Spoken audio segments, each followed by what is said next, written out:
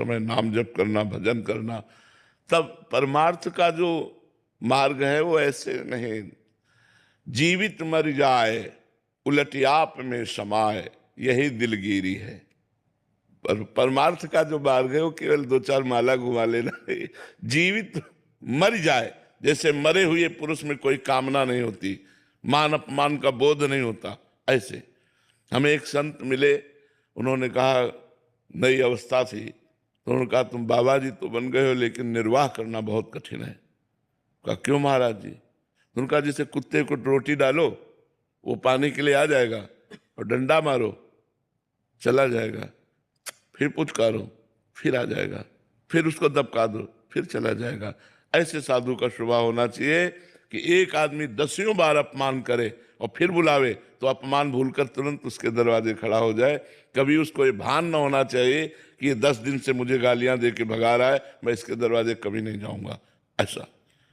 और कहा सुनो, मन को ऐसे मारना है जैसे सांप को बंदर पकड़ लेता है और वो पेड़ पर घसता है उसका मुंह, फिर कान में लगाता है, अगर सूं हुआ जरा सा फिर घसता है। बोले ऐसे मन को पकड़ करके अगर तनिक भी विषय की चंचलता रह गई, मारो मन को।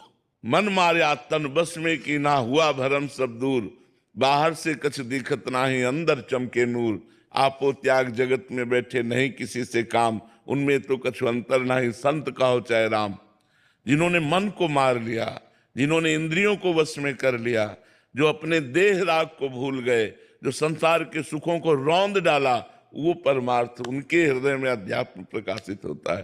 तो इसलिए हमारी प्रार्थना है कि ये न समझा जाए, अगर स्वतः प्रकाशित होता तो सबके हृदय में प्रकाशित हो जाता। जो जितना कठिन तप करता है, जो जितना प्रयासरत है, उतने अध्यात्म में आगे बढ़ पाया।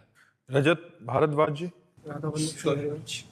पाप भस्म हो जाते हैं, हृदय निर्मल होने लगता है, तो स्वतः ऐसे मंत्र खेलता है, मंत्र हृदय में नाचता है, तो उसी के आनंद में डूबा रहता है।